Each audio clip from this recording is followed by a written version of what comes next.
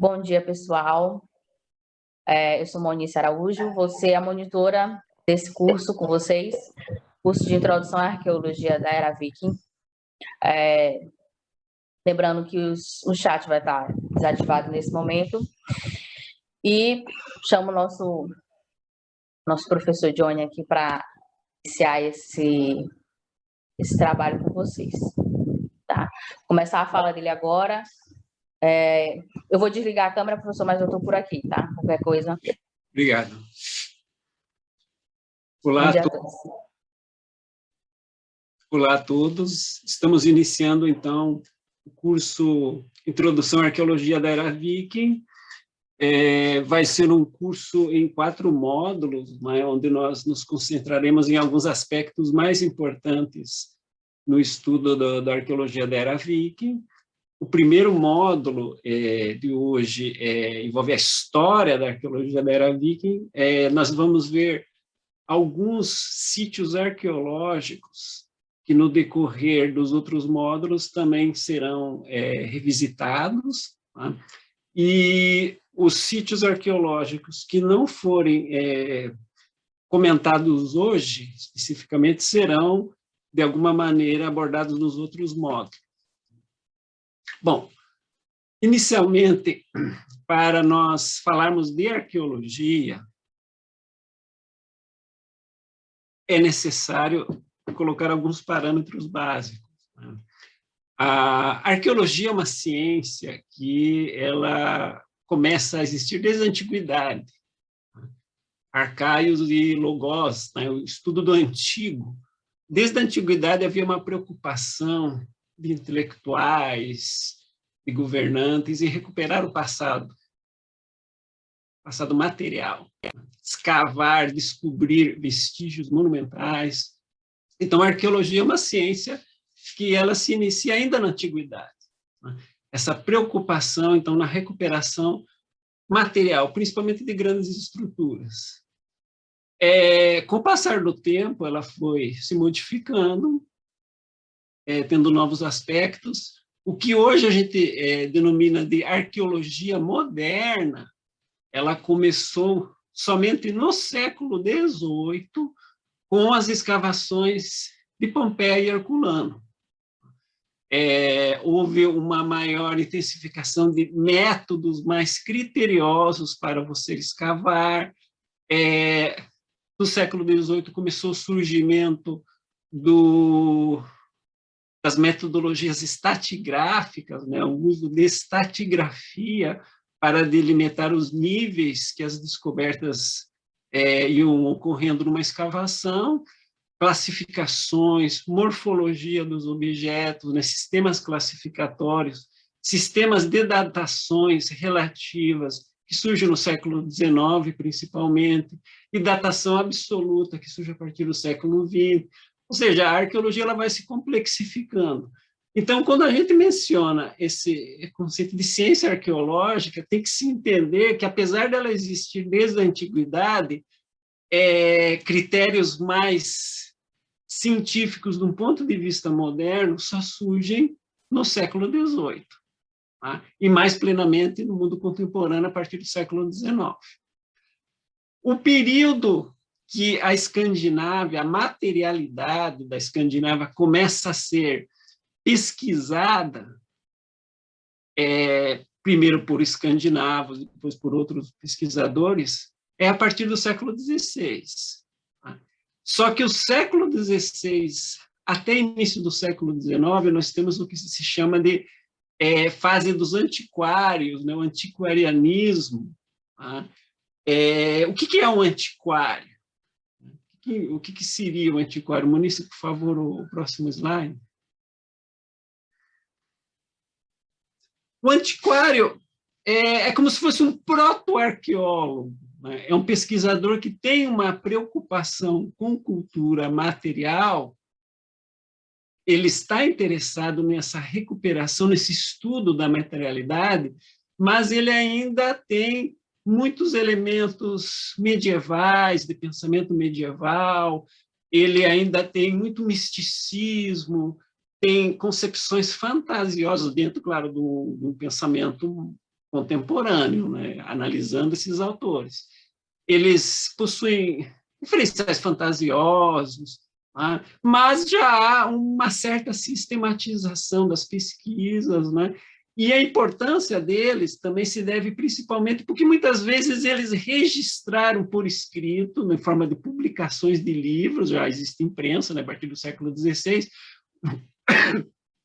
onde as suas descobertas, os seus estudos, recebem ilustrações, registros escritos, e muitas vezes esses monumentos vão desaparecer, né? Então, o estudo da história da arqueologia pelas descobertas e incursões dos antiquários, mais especificamente na Escandinávia, é algo muito interessante e que é sempre necessário de se recorrer. Então, o nosso módulo de História da Arqueologia da Era Viking começa a partir do século XVI com os antiquários, né? Outros aspectos de História da Arqueologia nós não vamos contemplar porque não aborda a questão da Escandinávia, então é preciso esse referencial. A arqueologia também ela é muito complexa, ela possui variáveis, né, ramificações, arqueologia clássica, egiptologia, assiriologia, né, arqueologia pré-histórica americana, arqueologia africana, então que não entram no nosso escopo aqui, e pensando sempre que a arqueologia é uma ciência que cada vez foi se complexificando cada vez mais. Então, o nosso foco aqui é a Escandinávia. Esses antiquários, eles começam, então, essa recuperação da cultura material nórdica, e é um aspecto interessante que, muitas vezes, eles possuem não só motivação, mas subsídios de governantes da época, né? Então, isso é um fator importante. Os políticos e governantes, a partir do século XVI, eles possuem também um interesse direto na recuperação desse passado material.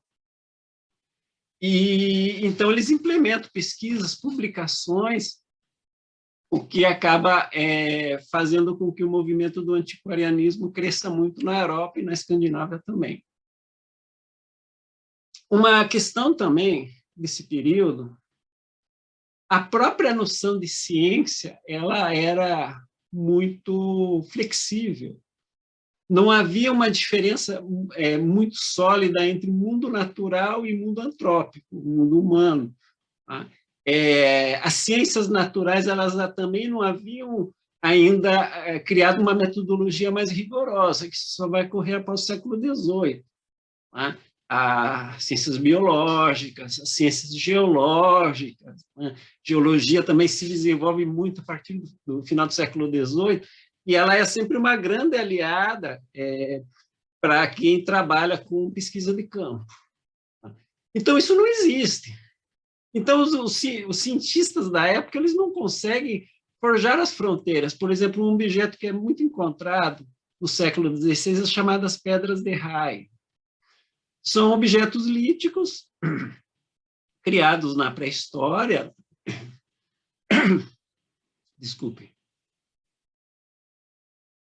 no Paleolítico, principalmente, alguns também do Neolítico, que são reinterpretados pelas populações locais que encontram eles em seu campo agrícola, em suas habitações, né, na medida que eles vão revirando o solo, eles são interpretados por essas populações como sendo pedras que caíram do céu durante tempestades. Então, há um folclore específico, que inclusive esse folclore veio no Brasil com os portugueses, e é encontrado nas populações rurais até hoje em dia. Você reinterpreta o objeto feito por seres humanos como sendo natural. Então, esses antiquários, muitas vezes, eles também acabam entrando nesse mesmo referencial popular. Como eu havia dito, também há uma preocupação de governantes em subsidiar essas pesquisas, essas publicações. Eu recomendo um vídeo, o 6º vídeo do curso História da Escandinávia, que é disponível no canal do Neve, que tem o título A Luta pelo Báltico, onde o pesquisador Vitor Menini vai esclarecer toda a constituição política da Escandinávia nos séculos XVI, XVII e XVIII. Então, quem tiver interesse, ele vai complementar esse nascimento, principalmente um sentimento patriótico em cada região, né? E como esse passado ele pode interessar ou ele foi utilizado com fins políticos. Então, o movimento do antiquarianismo ele não pode ser desassociado desses interesses políticos da época. Por favor, Muniz, próximo.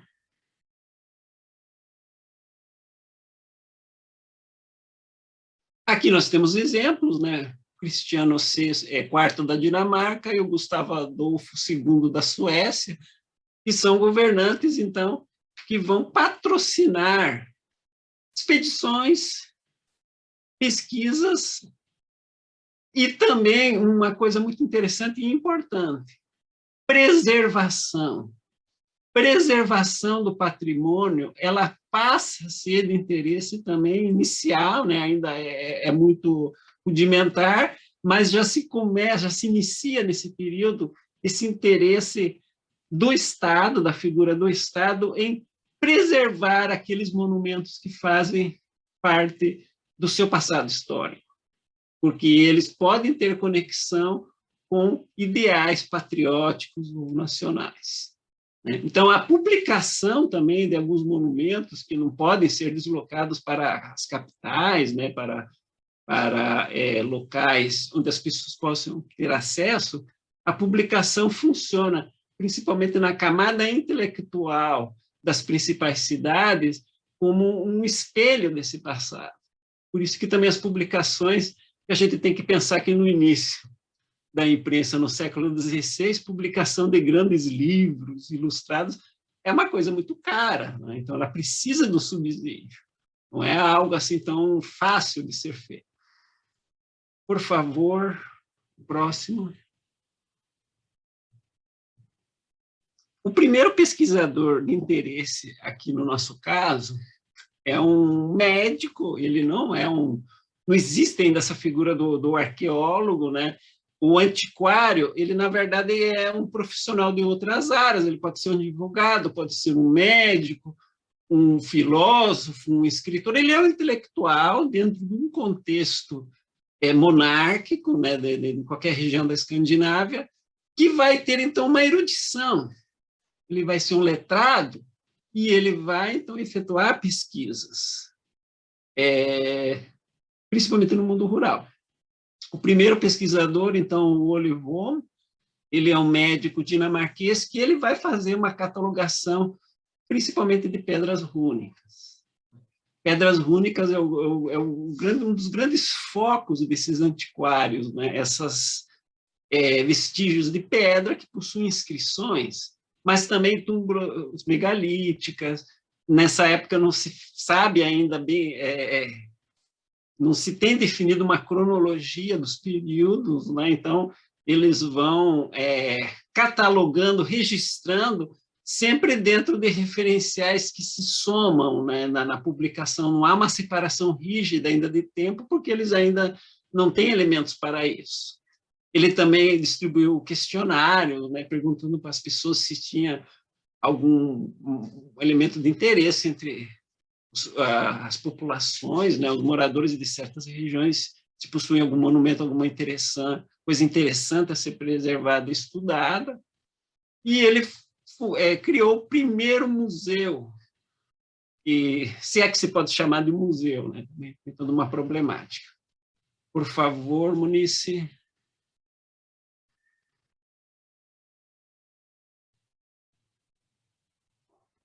Aqui temos, então, o museu que ele criou, né?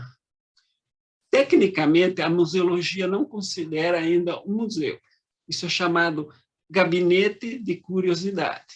Interessante que acabou de estrear na Netflix, né? O Gabinete de Curiosidade do Guilherme Del Toro, né? É uma série que vai ressignificar essa coisa do Gabinete de Curiosidade, que é um fenômeno do antiquarianismo, existiu até início do século. Um referencial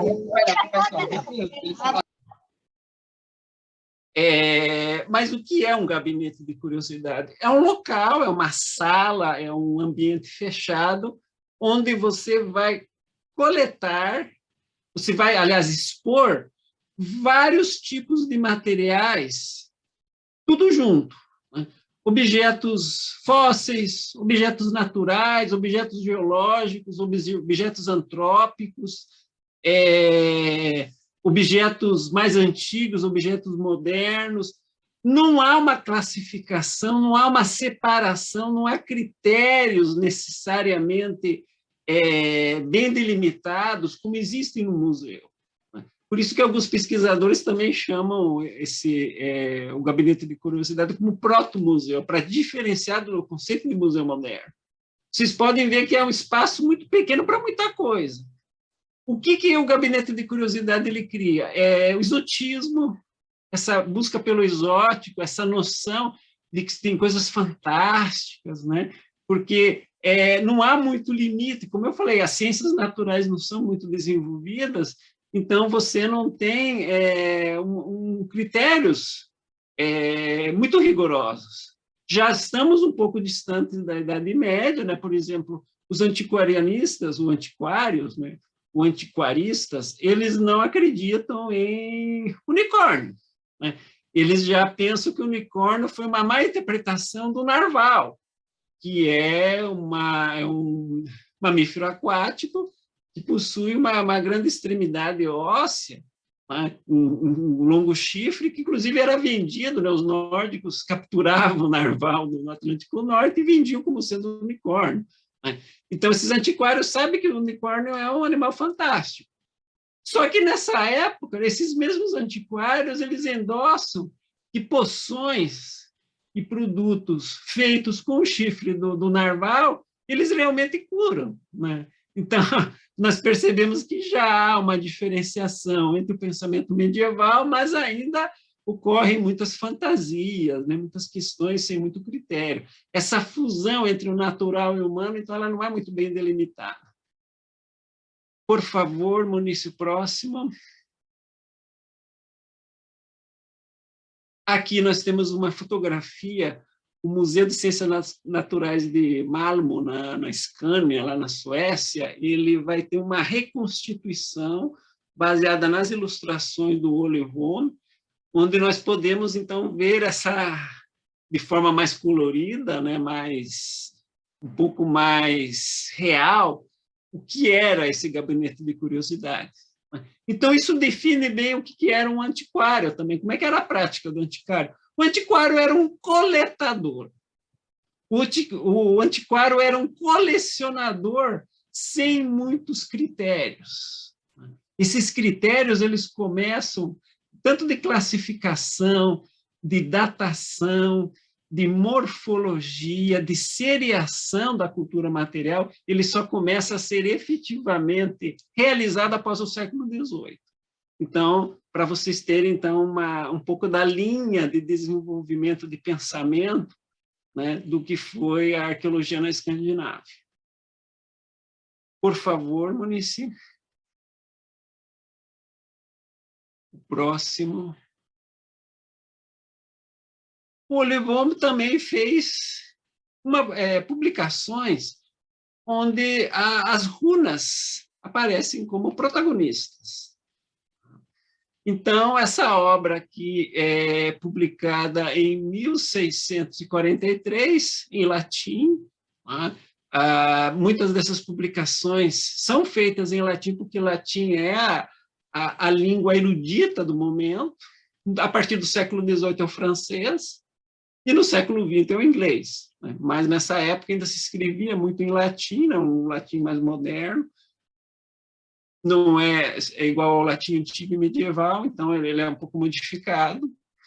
Enfim, é a obra que a pedra rúnica então passa a ser o alvo, o centro também de algumas investigações. Mas por que isso? Por que a runa tem esse caráter, né? Primeiro, porque runa ela é vista não só como algo, uma forma de escrita, que ela realmente né? Ela é uma forma de escrita, então ela se liga a essa busca por um passado mais civilizado, né? Se interpreta que runa, por ser registros, elas podem ter interesse, então, de você encontrar essa sociedade de uma forma menos bárbara, de uma forma menos incivilizada, digamos assim. Então, elas atraem muito esses pesquisadores. E o runa tem também o caráter de mistério, né? Até hoje, aliás, o estudo de recepção da runa em nossa sociedade, né, que foi principalmente pelo esoterismo e algumas formas religiosas, o que eles vão fazer? Eles vão permanecer vendo essencialmente runa como um objeto com um certo mistério. Então, isso fascina. O estudo das runas, então, tem esse lado que fascina. O Levon, ele, por ser um intelectual, um erudito cristão, é claro que ele vai ter uma interpretação também mística, né? Ele vai achar que as runas foram influenciadas pela escrita hebraica, né? Olha que interessante. Então, ele acha que, na verdade, foi uma forma derivada da própria escrita hebraica na antiguidade que acabou originando, então, as runas na área escandinava. Então, essa ligação com a história judaico-cristã é interessante porque ela vai dar uma autoridade do porque o pesquisador está publicando, porque se tem que conhecer e preservar essas pedras rúnicas, porque elas têm um pé com a cristandade, com a história judaico-cristã. Então, essa conexão com a história judaico-cristã, ela causa o grande interesse também por esse estudo das runas. Por favor, Munici. Aqui o monumento, também na obra do Olivome, né, sobre runas, né, monumentos rúnicos, existe a referência ao monumento de Runnestad, na região da Escânia, né, no sul da Suécia. O Olivome era dinamarquês, nós temos que pensar que a região da Escânia, até século XVII, era uma possessão dinamarquesa, né? Então, no período danês, que é o período antigo, né, ela já era controlada pelos daneses via via Laiha, na Jutlândia e na Zelândia, né, e modernamente, né, no período medieval e moderno, pela realeza dinamarquesa. Então, o Olivome, apesar de ser dinamarquês, então ele também pesquisou monumentos do sul da Suécia. Então, esse conceito de território da Suécia, isso é uma coisa mais recente. Nessa época era tudo Dinamarca. E o monumento de Runnestad eram grandes blocos, já no final da era viking, já com forte influência cristã, nós percebemos ali algumas cruzes, mas eles fazem referência a elementos da mitologia nórdica, essa figura do lobo, né? Então, é um monumento híbrido, extremamente importante, porque ele era muito complexo, ele era constituído por vários blocos numa mesma área, né? Infelizmente, muitos blocos foram perdidos. O que foi preservado está no Museu Kulturen, lá em Lund, e eles mostram, então, os monumentos que foram preservados e as ilustrações do Vom, o que nos mostram? Que ele dá também uma atmosfera pitoresca para os monumentos, né? Não é uma reprodução 100% realista. Esse pitoresco, o que eu chamo de pitoresco, é uma caracterização exótica, os detalhes de roupas, o conjunto em si desses monumentos, ele gera ou ele pode ser interpretado como algo um pouco fascinante, um pouco exótico e misterioso, né? Então, esse é o que a gente chama de caráter pitoresco do registro visual. É muito interessante. Um desses blocos que havia sido perdido, por favor, Munici, foi recuperado em 2020, bem na pontinha da Escânia, né, numa cidadezinha, foi descoberto um dos blocos que havia sido perdido. Ele representa a figura de um lobo, né? Então é interessante como essa revisitação de monumentos perdidos, ela pode ser ainda recuperada pelas pesquisas arqueológicas. Então, nós temos como, na atualidade, confrontar o elemento material original com o que foi registrado pelos antiquários, né? Então, isso é uma das coisas fascinantes da arqueologia, que é muito mais difícil isso em história. A possibilidade de você encontrar um manuscrito, um livro medieval, um documento da Eda, uma saga perdida, é muito difícil, porque a maior parte das bibliotecas e arquivos já foram catalogadas, é muito difícil. Agora, a arqueologia, sempre existe essa possibilidade de você, a toda hora, estar descobrindo, resgatando, né? Então, isso é uma das coisas que mais torna a arqueologia fascinante. Do dia para a noite, você pode ter uma descoberta que pode mudar tudo, você pode ter uma descoberta que pode resgatar antigas pesquisas, né? Então, é um dos vários aspectos fascinantes da arqueologia. Por favor, Muniz. E aqui uma coisa interessante também, no mesmo livro do Olivon, nós temos a questão da Runamo, né? O que seria isso? São falhas geológicas que existiam num montículo ali da Scania, que não eram produtos antrópicos, né? Não eram ações humanas, eram produtos erosivos que foram considerados humanos, no caso, inscrições rúnicas.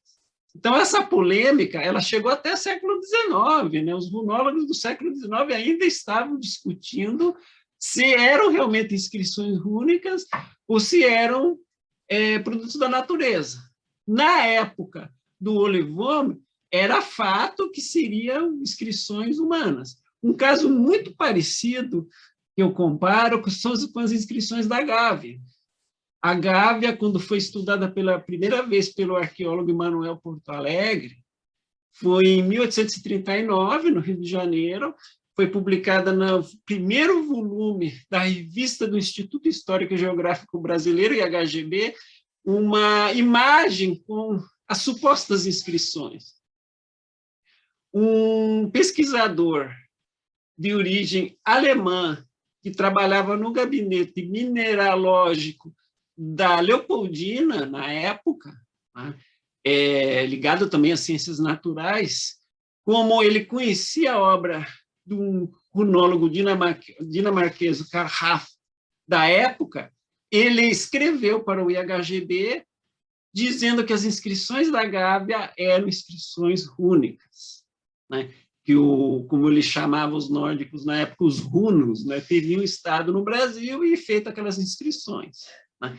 É a carta de nascimento da teoria dos vikings no Brasil, que durante várias décadas, vários pesquisadores, então, vão conceber essa interpretação, e o que hoje nós sabemos é um produto erosivo. Não existem inscrições na Gávea, elas são meras obras da natureza, né? Por erosão, fabricou aquelas entradinhas, aqueles sulcos, né?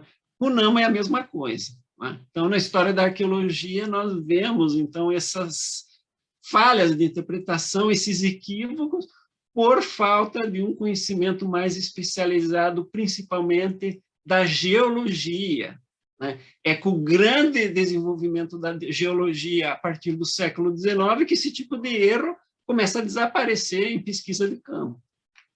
Por favor, Muniz. Aqui mais uma ilustração do Olivon, né? A famosa DR42,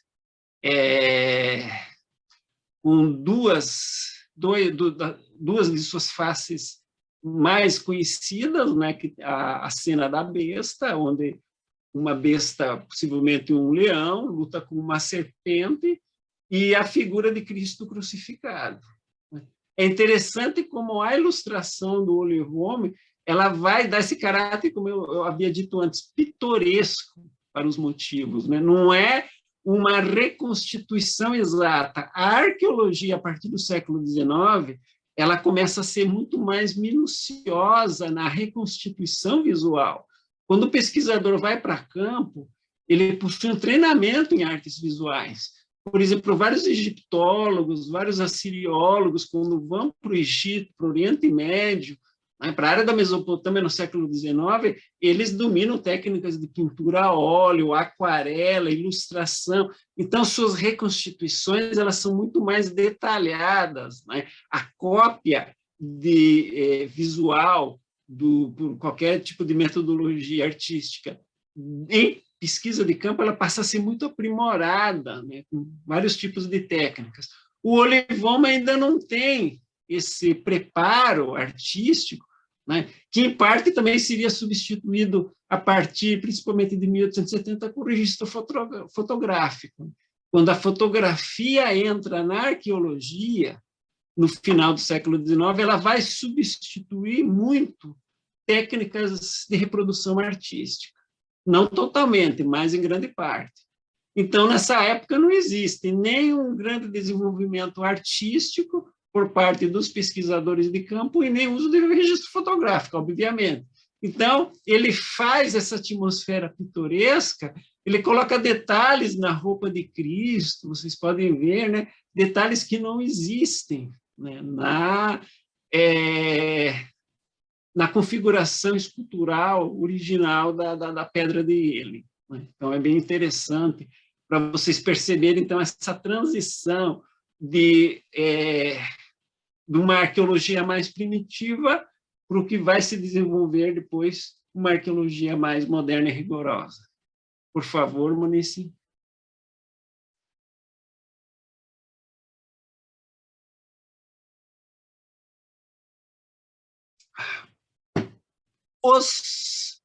Um dos famosíssimos cornos de Galerus, que foi descoberto no interior da Dinamarca, na época do Olivome.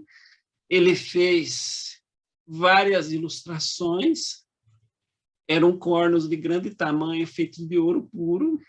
Foram encontrados um maior e um menor, com uma diferença de algumas décadas, se não me engano, se não me falha a memória, entre um e outro. E eles foram depositados em Copenhague no início do século XIX, no que seria o antigo, a primeira forma do Museu Nacional, e um dos zeladores do museu, ele roubou e derreteu os dois cornos. São os dois únicos cornos de ouro recuperados pelas pesquisas de campo até hoje na história da Escandinávia. Eles não são da Era Viking, eles são da Idade do Ferro, tardia, né? Mas o que acontece? O zelador pegou 40 anos de cadeia e nós não temos, né, o artefato original. Os museus, tanto o Museu de Aarhus quanto o Museu Nacional da Dinamarca, eles fizeram cópias, todas baseadas em Olivome. Então, nós não sabemos como que era a versão original, realmente, porque nós não temos mais o objeto original. E nós todos, então, ficamos hoje em dia presos à interpretação do Olivome. Então, por um lado, o material, como eu falei, do antiquarista, ele é muito valioso, porque ele acaba sendo um registro único, mas nós não temos como saber qual o grau de exatidão dessas reproduções. Infelizmente, isso não pode mais ser feito. Por favor, próximo. Um outro pesquisador importante, sueco, né, Olof Rudebeck, ele vai fazer algumas escavações e ele começa a estabelecer algumas datações, né, uma espécie de cronologia primitiva já, né, por supostos túmulos que existiam. Eu coloquei ali túmulos vikings, mais uma observação. Não existe ainda esse conceito de viking, como a gente vai ver daqui a pouco. Então, na verdade, o mais correto seria túmulos nórdicos antigos. Por favor, o próximo. Para vocês perceberem como as teorias do século XVII para o XVIII ainda possuem muitas fantasias, né, muita falta de critério, uma pedra rúnica, a US 761, que está na obra Atlântica do Rudbeck, ela é interpretada como sendo um fragmento que foi feito 400 anos antes do dilúvio. Aí vocês vão me perguntar, mas dilúvio bíblico, se acreditava nisso? Sim. Até a década de 1830, 1840, o dilúvio bíblico era considerado uma realidade. Como eu falei, a geologia não era desenvolvida ainda na época, ela não era uma ciência consolidada. Então, o estudo das formas geológicas ainda era muito precário.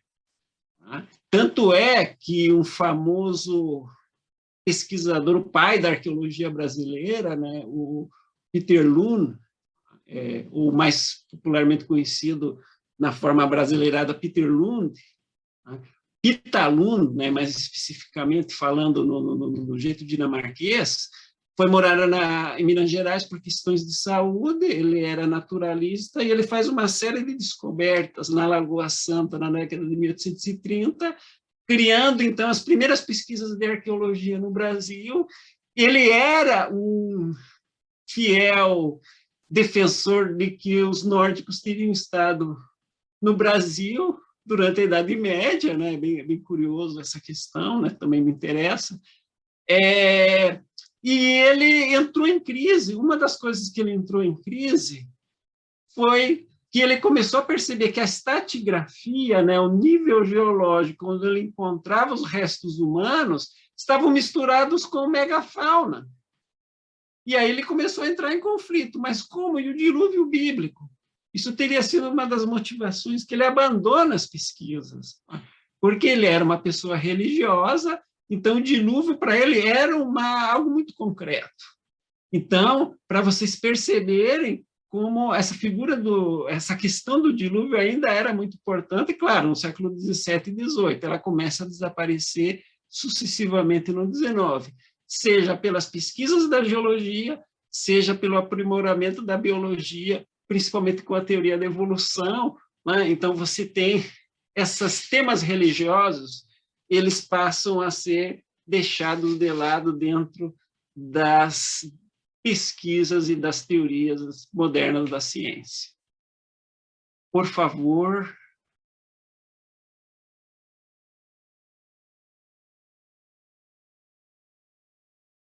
Aí nós vamos entrar na arqueologia moderna propriamente dita. Por favor, Munice.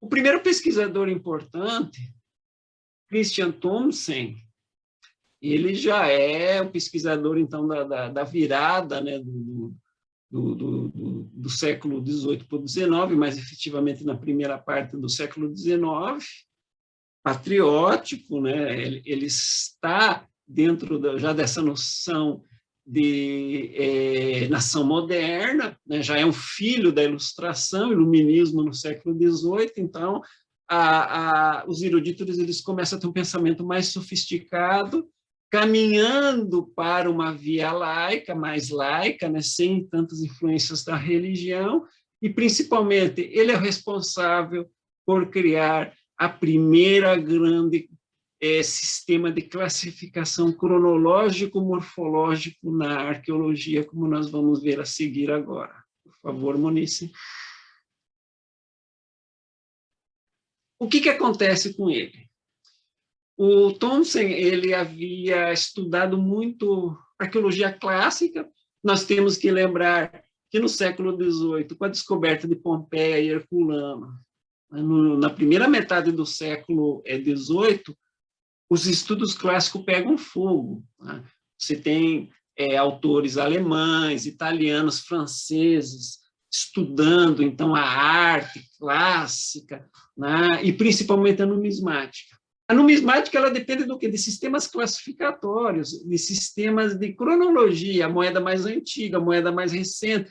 Você tem vários critérios na numismática. Isso já existia, então, nos estudos de moeda do século XVIII, por causa do classicismo, decorrente das escavações, do interesse despertado pelas escavações de Herculano e Pompeia. Como ele estudou em Paris, essa questão de um ordenamento estilístico da cultura material, e a partir dessa ordenação de estilos você obter uma data, influenciou ele a criar a sua classificação para com o passado dinamarquês. Então, essa foi a origem do sistema que ele vai criar para o passado escandinavo.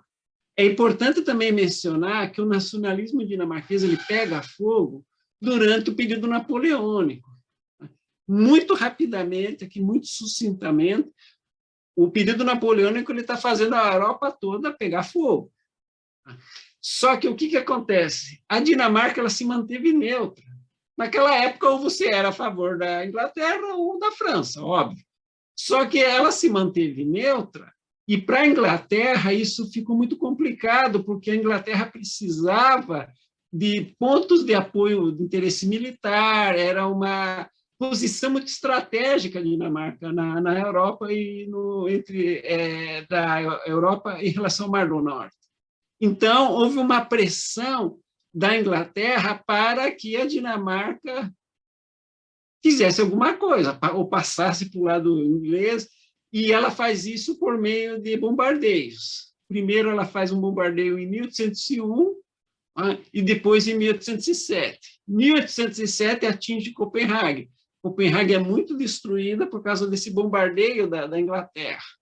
Essa pressão que a Inglaterra estava fazendo com relação à situação política da Dinamarca.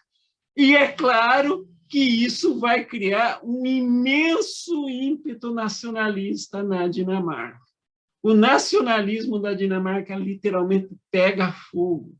A partir de 1808, vocês não acreditam a quantidade de poesias, de obras literárias enfatizando mitologia nórdica, os deuses, sagas são traduzidas, estudos de história. Você começa a reviver o passado, tentando buscar no passado glórias perdidas que justifiquem e que contextualizem o tempo presente.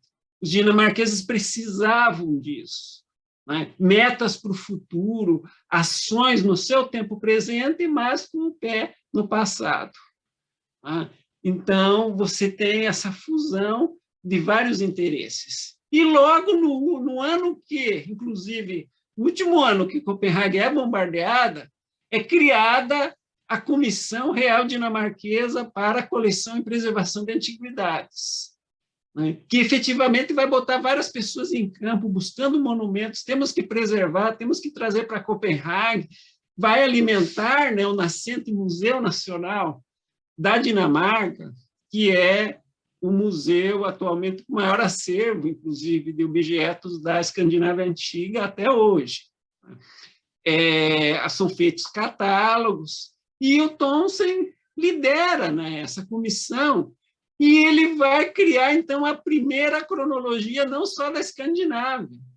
Ele cria o primeiro método cronológico da arqueologia, e, mais especificamente, também da arqueologia pré-histórica. Ele não depende mais de textos bíblicos, você não precisa mais de textos clássicos. Para estudar a cultura material, você não precisa mais do texto histórico para buscar datas, para buscar datações. Você data pela morfologia do objeto. Então, ele é o clássico criador da noção de idade da pedra, idade do bronze e idade do ferro. Ou era da pedra, do bronze e do ferro, né? A forma ela vai variar conforme ou a língua que se tenha adotado. Mas a periodização, temos que pensar aqui em periodização. Então, o período da Idade da Pedra, do Bronze e do Ferro. A materialidade do objeto vai definir a sua data nessa linha de tempo. Então, objetos mais rústicos, uma estética mais rústica também, feitos de pedra, eles são mais antigos que objetos mais complexos feitos de ferro. Então, é uma datação relativa que vem pelo próprio objeto, a própria cultura material definindo sua datação. Isso faz uma grande diferença na arqueologia como um todo. Isso aqui não é só arqueologia escandinava. O método de classificação do Thomsen, que ele cria a partir dessa época, serve para toda a Europa e é usada por outras ciências, por outras divisões da arqueologia, ou seja, é um método que vai influenciar a arqueologia como um todo a partir de então, não só a Escandinávia, né? Então, por isso que é extremamente importante. Por favor, Maurício, próximo. Aqui ele é uma ilustração dele dos anos 20, o já criado, então, o Museu Nacional da Dinamarca abre para exposições públicas, então ele explica os objetos, né? Ele vai contextualizando para os visitantes essa materialidade, que há um interesse, claro, popular, né? Os cidadãos eles começam a ter interesse por esse passado nórdico, tá?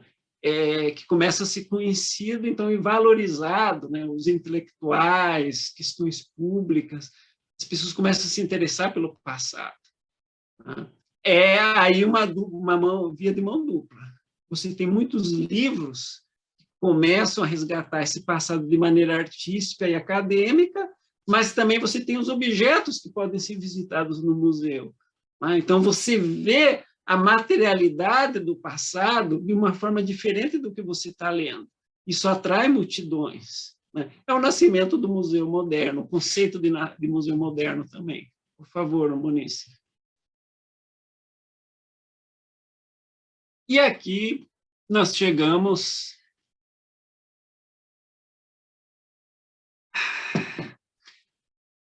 o criador da arqueologia viking.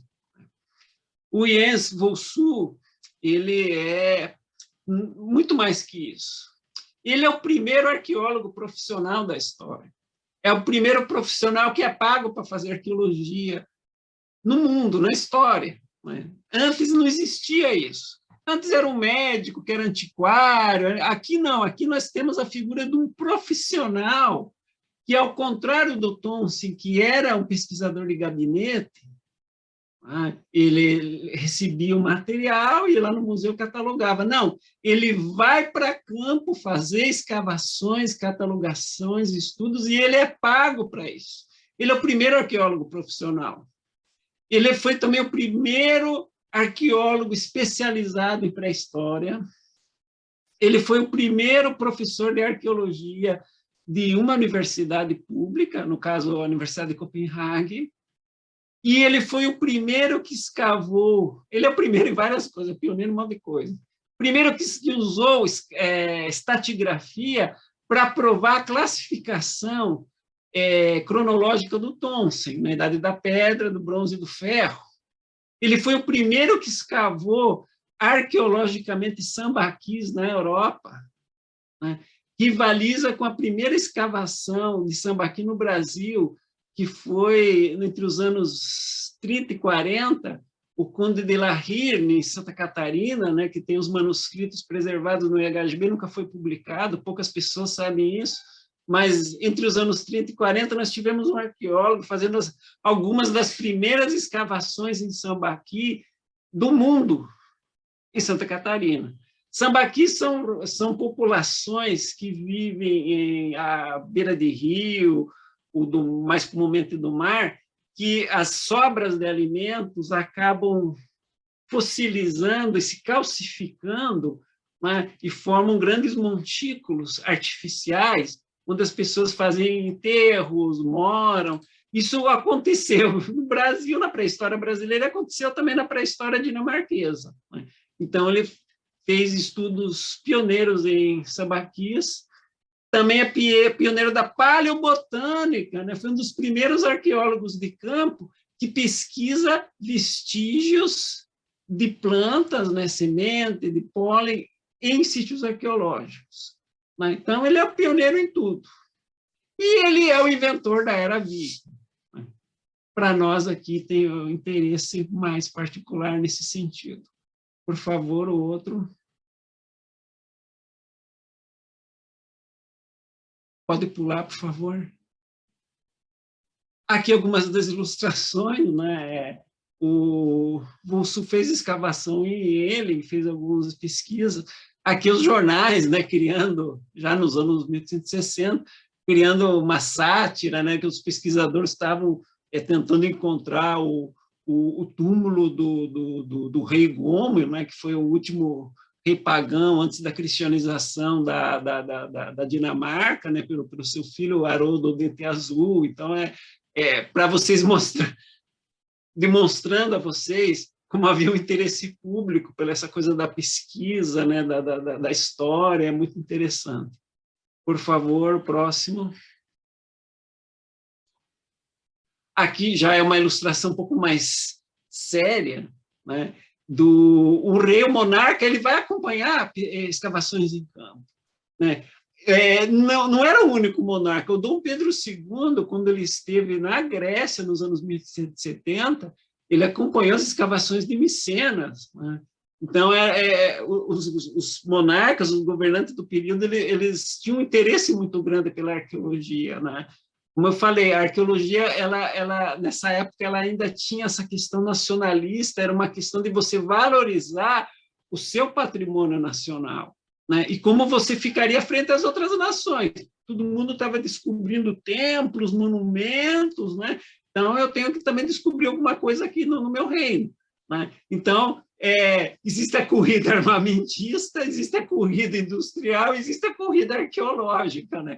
Temos que mostrar que nosso passado é muito rico, porque os outros também estão descobrindo. Né? Então tem esse viés também de uma certa competição nacionalista, estadista, com relação aos monumentos. Por favor. Finalmente, a gente chega na questão viking. Vejam, a questão viking, por si só, ela daria um curso, um módulo, tranquilamente. Eu vou ter que fazer uma síntese muito rápida, porque não é exatamente o nosso foco. Né? O termo viking, ele existe na Era Viking, em algumas inscrições rúnicas, ele foi preservado e ressignificado um pouco nas sagas islandesas, mas o sentido original de viking, que ocorre muito pouco, né, há poucas referências, é atividade ocupacional. São pessoas ligadas a atividades náuticas na sua origem linguística, né? E proto-linguísticas, digamos assim. O termo viking, então, está ligado a atividades náuticas. Mais literalmente, efetivamente, ele é usado no sentido de pirataria. Mas, de maneira geral, o termo viking ele não é empregado como sinônimo de escandinavo, como sinônimo de nórdico, nem na Idade Média, muito menos no período moderno. Entre os séculos XVI e XVIII, foi muito, muito, muito pouco empregado. Você encontra mais a palavra gótico, godo, né, escandinavo, nórdico, para se referir a essas antigas populações. Quando que o termo viking ele é ressuscitado? No final do século XVIII, né, alguns autores ingleses pontualmente começam a citar o termo viking como se viking fosse a somatória de duas palavras, vi e king, no sentido de rei da Bahia, né, literalmente, interpretado como...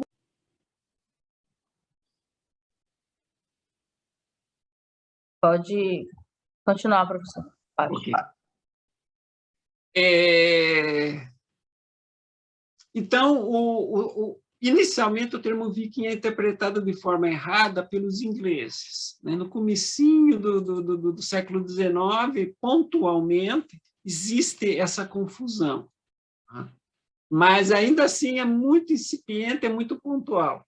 A partir de 1811, o Erik Gaia, um poeta sueco, ele vai fazer um poema, ele vai publicar numa revista sueca, né, um poema enaltecendo essa figura do viking e criando as bases modernas do conceito do viking. O viking como um sinônimo de identidade para todo escandinavo, ele passa a ser um sinônimo, um nome mais aventureiro, corajoso, belicista. Ele vai incorporar várias características do que os escandinavos esperam do que seja o escandinavo e de como ele é visto, que teria sido no passado.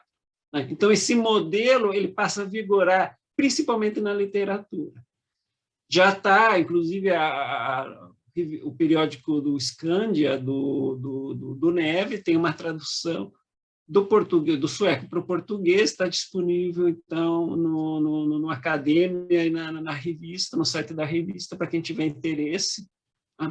Paralelo a isso, nós temos uma grande popularização dessa imagem construída pelo Gaia, já no finalzinho dos anos 20, e mais plenamente a partir de 1830, também mostrando nas artes visuais como essa imagem idealizada do nórdico antigo travestido de viking se torna popular. Também tem um estudo iconográfico disso, aqui tem um link. E o viking também ele passa a ser popularizado na literatura em língua inglesa, a partir dos anos 1840. Romances, aventuras, você começa, então, aos poucos, popularizar essa figura do viking. As Edas e as sagas islandesas, elas praticamente já haviam sido traduzidas para todas as línguas modernas, alemão, inglês, francês, italiano, todo mundo, a partir de 1850, já tinha. As sagas, elas não vão descrever, apesar de algumas vezes usarem esse termo viking, de maneira geral, elas não descrevem, elas não utilizam essa palavra conceito, mas, por causa da popularidade da figura do viking, elas são reinterpretadas dentro desse esquema idealizado da época. Elas vão ajudar a incrementar e popularizar também a figura do viking. O viking, em suas aventuras, os principais fontes seriam as sagas, né? Fontes escritas nesse sentido. Por favor, Munice.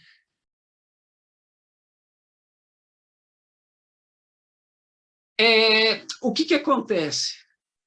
Eu estou realizando atualmente uma investigação sobre a invenção do conceito da era viking, né? O que eu estou percebendo é um panorama bem complexo, né? Os acadêmicos que estudavam as populações antigas da Escandinávia, eles imediatamente não embarcaram, a partir dos anos 1830, 1840, no uso do termo viking. Então, nós não podemos nivelar, apesar do sucesso na primeira metade do século XIX, da figura do viking na literatura, nas artes visuais, os acadêmicos ainda eles eram muito relutantes em usar o termo viking. E o termo era viking, ele vai sendo construído aos poucos. Um erro historiográfico que existe, inclusive no Brasil, né? Eu mesmo já cometi esse erro por falta de conhecimento das fontes, é considerar que a palavra suposta para a era viking teria sido vikingtil, em dinamarquês. Na verdade, ela não pode ser traduzida como era viking. Quando ela foi utilizada em norueguês pela primeira vez, em 1836, ela foi citada uma única vez no artigo, né? E de forma só, é uma delimitação sem muita importância de tempo, daqueles nórdicos que faziam pirataria. O conceito empregado de forma mais geral na Dinamarca para delimitar a atividade desses piratas, nesse período de atividades, né, desses nórdicos, era tempos pagãos, né, o paganismo, o antigo tempo das runas. Quando o Volsu ele usa o termo Vikingtil pela primeira vez em 1843, era no sentido de delimitar um tempo dentro da Idade do Ferro, ou da Era do Ferro. Então, ele usa no sentido de época.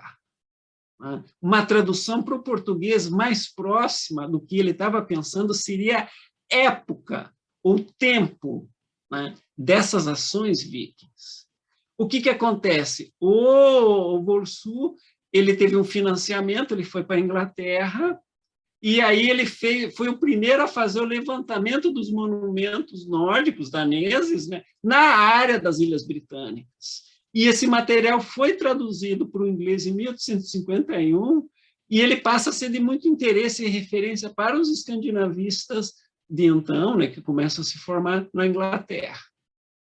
Em 1873, é a primeira vez que essa demarcação temporal dos vikings é publicada em um livro, né?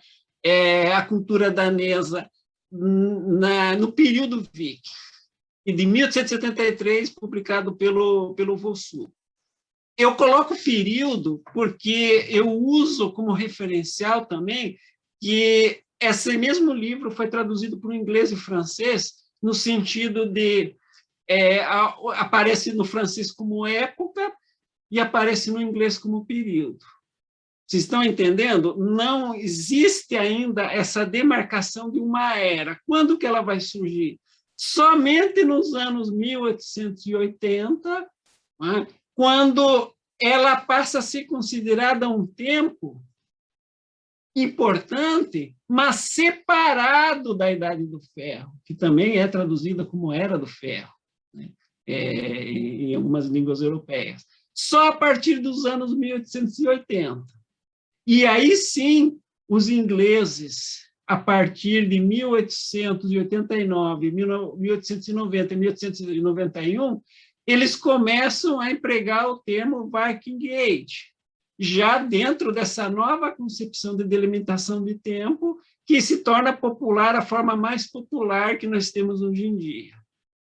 Então, o que tem que se entender é que as primeiras delimitações, usando referenciais linguísticos, não eram apontando ainda no sentido de uma era, né? Um período importante, um período bem delimitado. Inicialmente, elas tinham um caráter mais frouxo, menos importante, né? Era apenas uma época que ocorriam, né, essas atividades nórdicas. Depois, então, há uma construção mais sofisticada já no finalzinho do século XIX, onde temos plenamente essa constituição, então, de um período que passa a ser importante, glorificado, de caráter de identidade nacionalista, né? Porque os ingleses, um dado interessante, nesse período, 1891, eles passam a considerar o início da Era Viking a partir das incursões danesas na Inglaterra,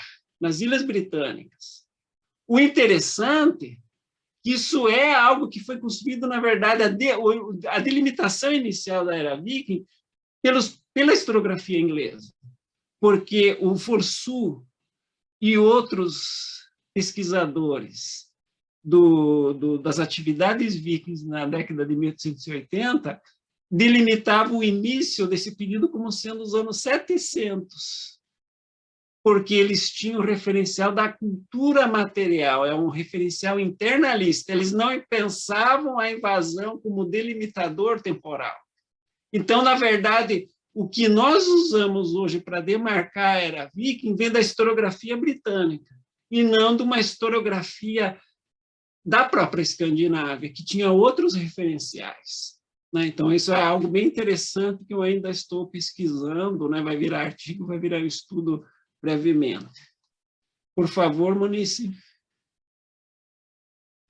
Então, só para bem rapidinho fechar aqui essa questão, o primeiro livro do Fossou que cita a palavra viking é de 1843. Está muito tímido, parece muito pontualmente. Só o livro é de monumentos neolíticos, de tumbas, e só tem uma ilustração de um objeto do período dos vikings, que é uma espada. Uma ilustração de uma espada. Ou seja, estudar os vikings nos anos 1840 não era uma coisa tão importante, eles não tinham tanta importância. A questão era você resgatar o passado desde a Idade da Pedra até o período da cristianização. Isso era importante. Então, há a questão também de tratamento temático na obra. Por favor, Munice. Já no livro de 1851, que foi traduzido imediatamente no mesmo ano para o inglês, é óbvio, ele recebeu um patrocínio para estudar na Inglaterra, especificamente a demarcação desse período de atividade dos vikings. Aí é o primeiro livro dele que aparece o termo Viking Tale, né? Que nesse período foi traduzido em inglês como Time of Vikings, né? Vejam, não é ainda o conceito da era viking, mas só foi citado uma única vez. Mas já tem uma importância maior a cultura material, né? Aparecem várias ilustrações de objetos, né? Espadas, objetos do século XI, do século XII. Então, a cultura material nórdica de um período delimitado, ela é mais enfatizada, né? Então, é o começo do tratamento e da importância que os vikings começam a ter na pesquisa arqueológica propriamente dita. Por favor, Munice. Aqui tem um entreato, um segundo momento de hipernacionalização da Dinamarca, são as duas guerras do Slesvig. Sinteticamente, havia populações dinamarquesas no sul da Dinamarca, né, cidadãos dinamarqueses no sul da Dinamarca, que não tinham afinidade, apesar de nascerem, terem a língua, os costumes dinamarqueses, eles tinham uma predileção e um interesse maior na Confederação Germânica. É como hoje em dia na Ucrânia. Há os separatistas ucranianos que são pró-Rússia, né? E não pró-Ucrânia, mas eles são cidadãos, eles nasceram na Ucrânia, mas eles não têm uma identidade.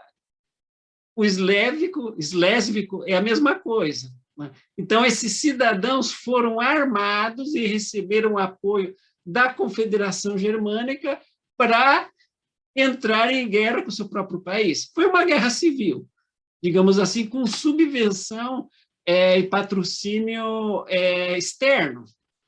Primeira guerra de 1848 a 1852 não teve maiores consequências separatistas, mas a Segunda Guerra do Slesvig, em 1864, fez com que a Dinamarca perdesse a parte da extremidade sul do país, que hoje pertence à Alemanha. Na época foi anexada à Prússia, a Alemanha, a partir de 1876, nos anos 1870, ela se constitui enquanto Estado-nação, né? Então, atualmente, pertence à Alemanha. Isso teve consequências no resto da Dinamarca muito profundas. Por favor, Munice. Mais do que nunca, houve uma hipernacionalização.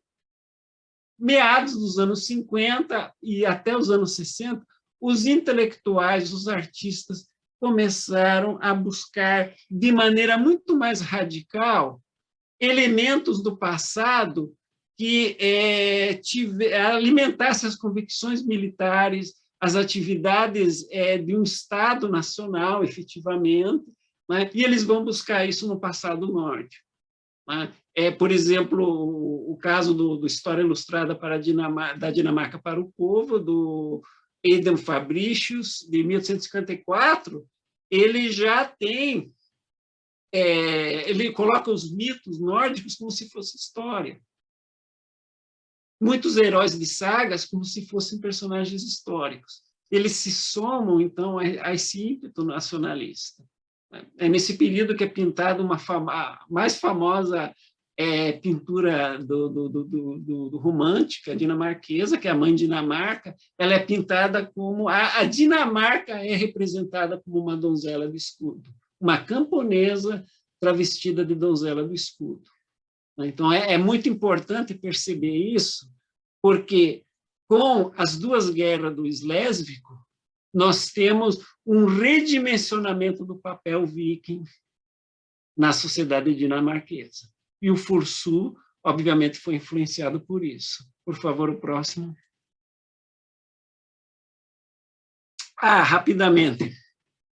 Em 1863, é descoberto na Dinamarca uma embarcação de Nidam, que é da Idade do Ferro, ela não é do período viking, mas ela vai incrementar a ideia dessa questão da navegação, né? Do pirata, do incursionista.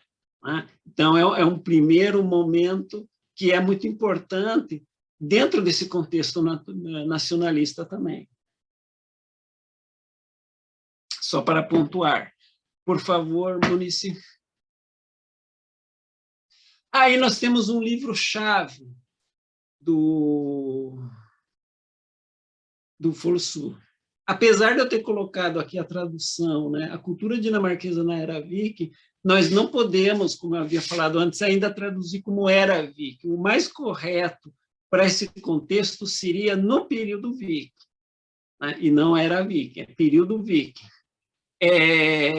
É um livro muito rápido, de 70 páginas, altamente ilustrado, mas que ele vai enfatizar, então, essas glórias do passado. Né? Inscrições rúnicas que têm conexões com antigos reis. As espadas nórdicas, elas passam a ser valorizadas como nunca nesse ímpeto belicista, essa coisa do guerreiro. Né? Então, aí nós percebemos que a cultura material também ela tem um papel importante para aquilo que a sociedade espera também na recuperação do passado no momento.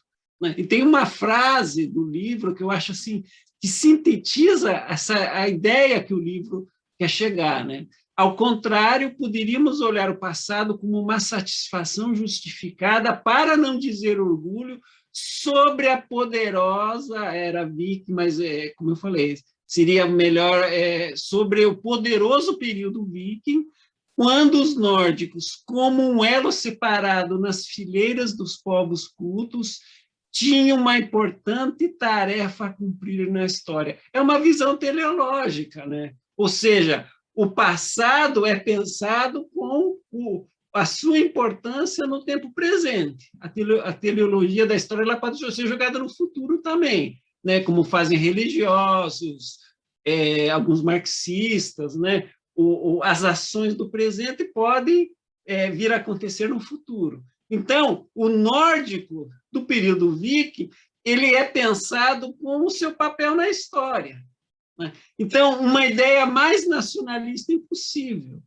Né? Uma ideia mais glorificadora desse período impossível. Então, nós temos que perceber também que as interpretações da arqueologia, apesar de se basearem na cultura material, elas são muito devedoras também de como que a sociedade está interpretando a história no momento. O que se espera da história? Né? O que os governantes, o que os pensadores esperam da história? E, a partir desse momento, então, podemos dizer efetivamente que a cultura material do período viking, ela tem um destaque muito grande. Por favor, Munici. Saindo um pouco da área dinamarquesa, nós temos uma estupenda descoberta que realmente vai ser um marco dentro da história da arqueologia, que é o primeiro barco efetivamente descoberto dentro do período viking, que é o Gokstad, na Noruega, escavado em 1880. Vai ser algo fundamental. Ele é um barco sepultura, né? Ele foi enterrado num montículo, e dentro desse montículo foi depositado mortos, objetos, então é um montículo artificial, né? Um aterro artificial. Se descobriu na época só a embarcação, mas ela vai ter um impacto muito grande no período, né? Por favor, Munice. Aqui 2 fotos no momento que o objeto está sendo exposto, né? Você expõe o navio, né? E aí essa estrutura foi levada para um lugar fechado, seco, onde foi feita a restauração, processo de conservação. Né? Os primeiros modelos de restauração, eles conservaram alguns escudos laterais, porque foram descobertos dezenas de escudos junto com a embarcação. E isso gera uma questão, até hoje, se as embarcações nórdicas realmente usavam escudo ou não. Né? Ela é uma das grandes provas materiais. Há também evidências iconográficas, né? Tapeçaria de Bahia, algumas estelas pintadas da ilha da Gotlândia. Mas o interessante é que as primeiras vezes que ele foi montado a seco, até meados do século XX, eles deixavam esses réplicas ou os escudos originais nas laterais. Antes de ser fechado o Museu do Barco Viking em Oslo, né, ele é exposto junto com outras embarcações, ele já não tem os escudos laterais. Né? Eles escolheram deixar ele sem os escudos estão em outra seção. Né? Então, é interessante, faz parte desse debate, dessa questão das embarcações. Por favor, Munice. Voltando para a área da Dinamarca, né? Aqui nós temos um grande artista, que foi o Lawrence Frølich. Ele é um pintor dinamarquês, ilustrador. Né? Ele teve a incumbência de pintar um mural enorme, né? São mais de 10 pinturas murais no castelo de Frederiksborg, no norte da Zelândia, né? No castelo. Essa série de pinturas, elas mostram o quê? Efetivamente, você tem a encomenda dentro do espaço público, né? Um palácio é um espaço público, onde um artista vai pintar, por encomenda do Estado, uma grande representação do passado.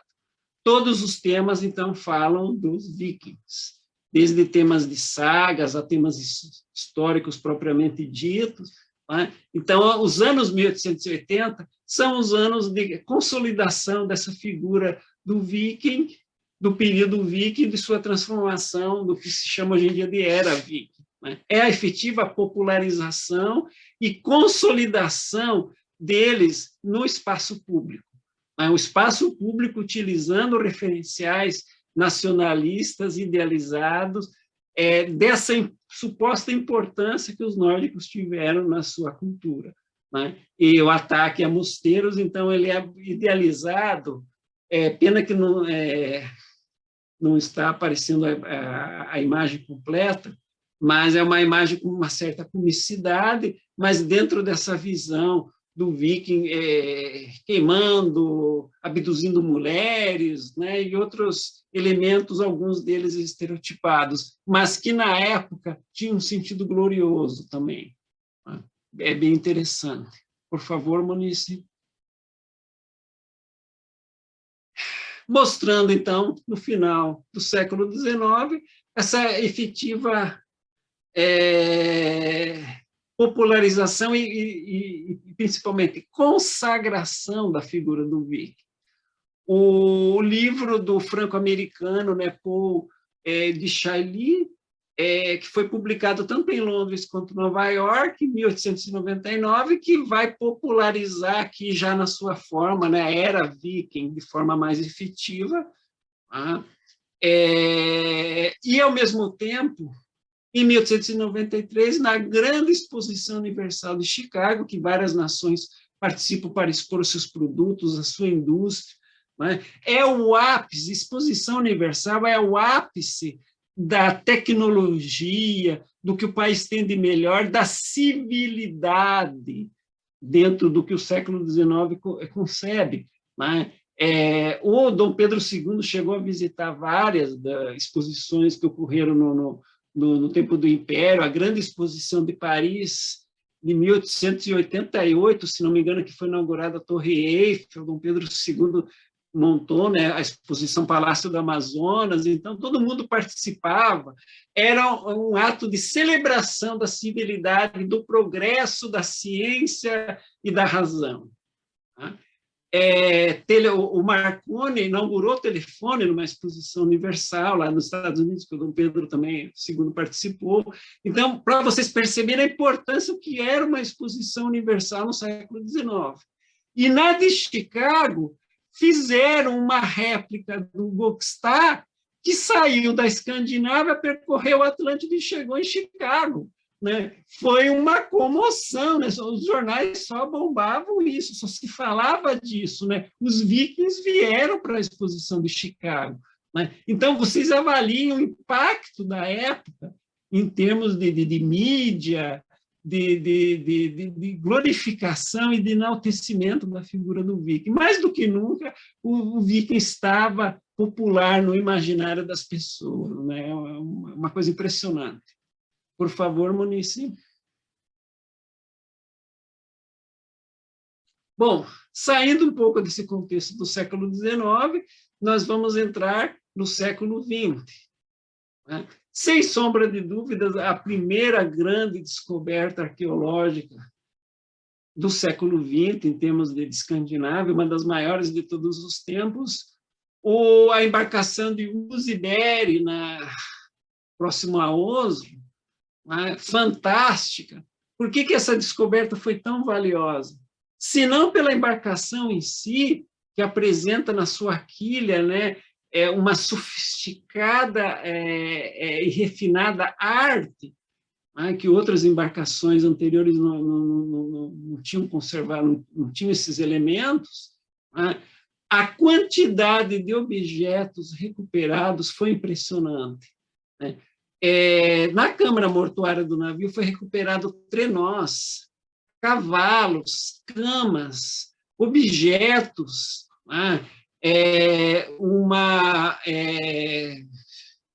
Trenós com várias esculturas, né? A quantidade e a qualidade dos objetos recuperados foi muito impressionante. Né? E isso coincide também acaba coincidindo politicamente. Porque a Noruega, nessa época, era vinculada à Suécia. Né? Há séculos anteriores, ela tinha sido... estava sob domínio dinamarquês, e no século XIX para o XX, ela estava sob a tutela da coroa sueca, com algumas liberdades e autonomia, mas, mesmo assim, ela não era um país totalmente autônomo. Né? O Usiberi foi descoberto em 1904 e, em 1905, a Noruega fica independente. Então, para nós percebemos também então, o contexto social da descoberta, como ele foi importante. Por favor, Munice. Aqui o barco ainda sendo exposto, né, com equipamentos com lona para proteger da umidade. Então, é bem interessante esse processo da escavação e da exposição do navio até o momento que ele pode ser transportado para um lugar de forma definitiva, né, para ser restaurado, pesquisado, exposto. Por favor. Aqui ele já está um pouco mais exposto, mas ainda com muito entulho. Né? Quando nós vemos a embarcação no museu, já restaurada, bonitinha, então é uma impressão. Agora, no momento que ela é descoberta, vocês podem perceber a quantidade de entulhos, de sedimentos. Então, o trabalho da arqueologia de campo não é simplesmente só descobrir, né? É restaurar desde o momento que ele é encontrado, né? Então, é um trabalho muito meticuloso, muito difícil e trabalhoso. Por favor, Munici. Aqui outra fotografia mostrando a quilha, né, maravilhosa, com os entalhes, que acabou designando esse estilo artístico dentro do Era Viking, né, que é o estilo de Usiberi. Por favor. Aqui os fragmentos da carroça que foi encontrada, né, uma carroça maravilhosa com vários entalhes e esculturas de figuras mitológicas, simbolismo animal, gatos. Então, é uma descoberta também maravilhosa, não é só a embarcação em si, é o que ela continha, né? Possivelmente foi recuperado dois corpos femininos, ou seja, demonstrando que são duas personalidades femininas de muita importância que foram enterradas ali, né? Inclusive, hoje está fazendo 100 anos da descoberta do túmulo de Tutancâmon.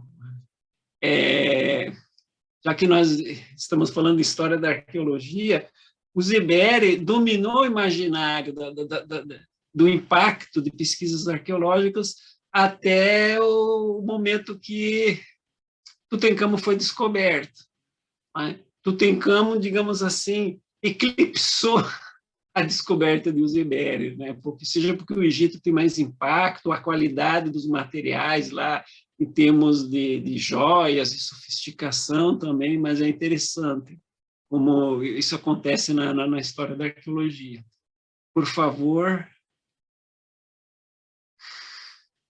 Bom, nós poderíamos elencar outras descobertas de impacto e de importância na história da arqueologia da Era Viking, mas uma, para mim, que eu acho essencial é a comprovação de que os nórdicos estiveram na América.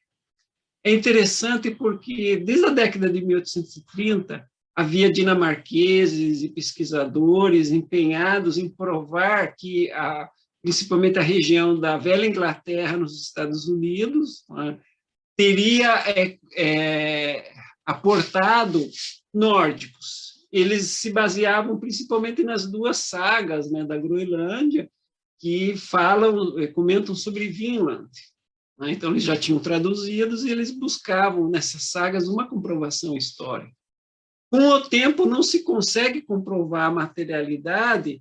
Inclusive, eles apelam para várias fraudes epigráficas no século XIX. A mais famosa é a Laje de Kensington, que foi descoberta no final do século XIX, né? Então, que seria uma suposta prova da presença nórdica nos Estados Unidos.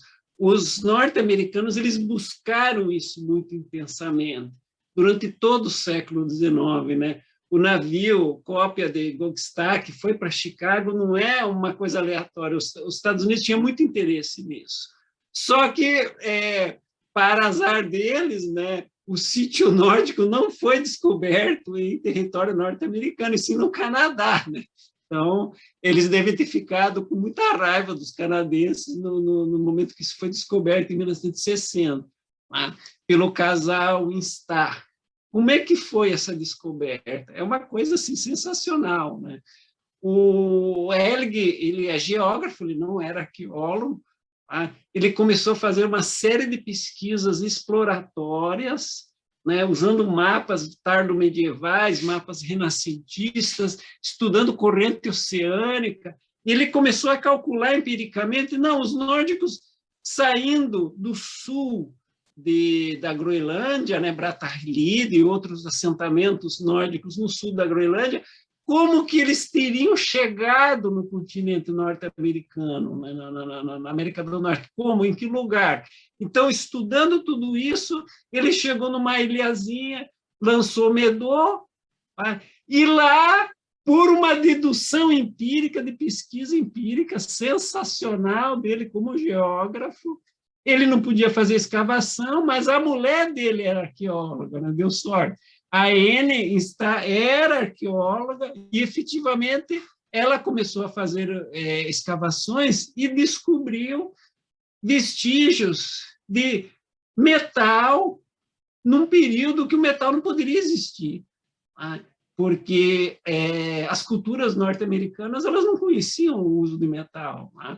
Então, foi a grande evidência, num primeiro momento, de que era, pelo contexto de datação, né, já existia a datação por carbono 14, uma datação considerada absoluta, né, dentro dos métodos arqueológicos e químicos, né, de ser um sítio medieval. Era um sítio medieval que apresentava objetos de metais. Foi a grande comprovação, né, inicial de que era um assentamento nórdico. Depois, claro, pela estrutura arquitetônica, acharam o estaleiro, né, daí houve outras comprovações posteriores. É a única evidência arqueológica da presença nórdica no continente americano. Por isso que ela é tão emblemática, ela é tão importante.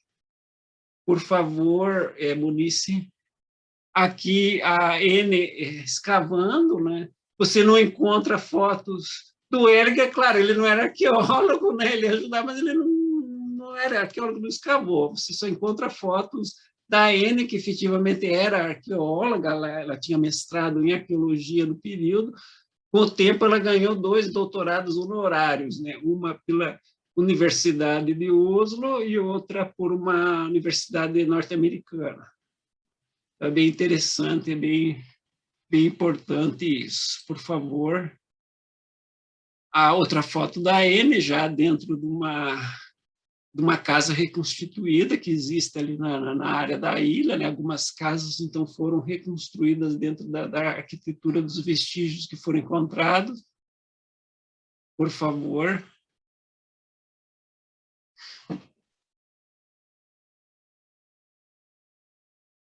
Então, quase encerrando, outra descoberta que também eu acho muito importante, interessante, são as embarcações de Skuleleu em Roskilde, que foram descobertas em 1962. O que acontece? Os daneses afundaram para proteger o fiord que ligava a cidade, né, à baía, 5 embarcações. O lugar ele é relativamente raso, né? Então, o afundamento dessas embarcações fez com que o canal não tivesse acesso em uma certa região, só tendo possibilidade de sair por um lado, por uma direção. Então, isso protegeria, daria mais proteção contra ataques externos, né? Então, eles afundaram propositalmente 5 embarcações. Em 62, no momento da descoberta, o governo dinamarquês, devia ter muito dinheiro na época, fez um mega projeto de deixar a região em torno dos navios a seco. Eles construíram uma ilha artificial em volta e drenaram a água do Báltico, do Mar Báltico, que era rasa, mas existia ali naquela região, né? Então, foi um mega projeto, deve ter gastado muito, né? Para isso, fizeram, então, essa operação de resgate, que durou 6 meses. Por favor. Aqui são os arqueólogos escavando.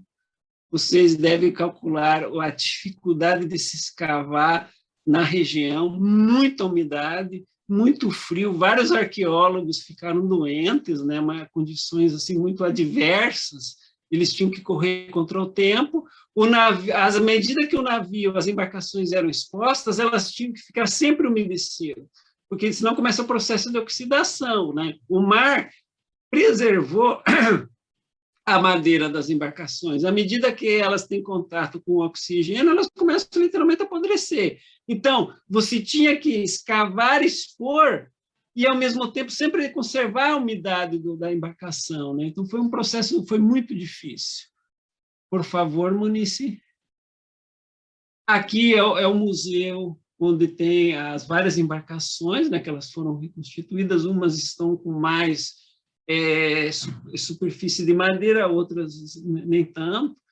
E junto ao museu é o maior projeto de arqueologia experimental náutica de toda a Escandinávia, né? Você tem um estaleiro, então até hoje eles pesquisam as técnicas de construção de embarcação, né? Então é muito interessante e é o que eu chamo de uma das melhores experiências de imersão nesse passado viking, né?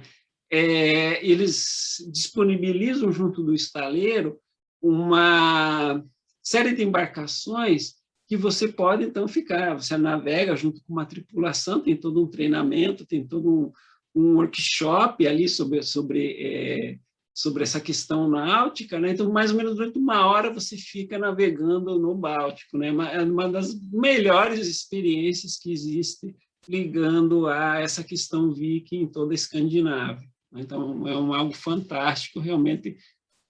Quem tiver oportunidade de ir para a Escandinávia, não deixe de ir para Roskilde. Por favor, o próximo. Outra escavação de muito impacto, extremamente importante, foi a mais extensiva descoberta de vestígios nórdicos na Inglaterra, Jorvik, né, na região de York, em 1973. Literalmente uma cidade viking foi encontrada. Para vocês terem uma ideia, 40 mil artefatos foram recuperados, 5 toneladas de ossos animais, telhas romanas, medievais, 1 milhão de peças de cerâmica. Então, foi uma coisa fantástica.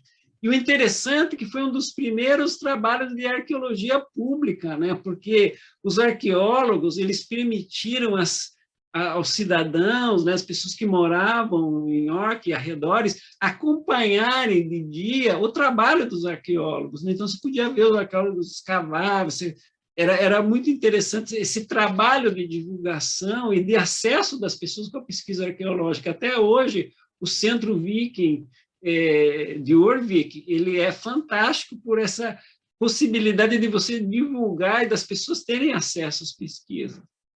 Bom, em termos de conclusão das pesquisas, nós temos duas, né? A primeira, que mostra que os daneses efetivamente se converteram muito rápido durante o processo de assentamento na Inglaterra, né? Então, essa conversão foi uma coisa tipo 10 anos, foi muito rápido, né? Muito mais do que se pressupunha antes. Essa transformação para a nova religião, que era predominante ali no mundo anglo-saxônico. Outra coisa também que é muito importante, mostra a questão da globalização dos nórdicos, né?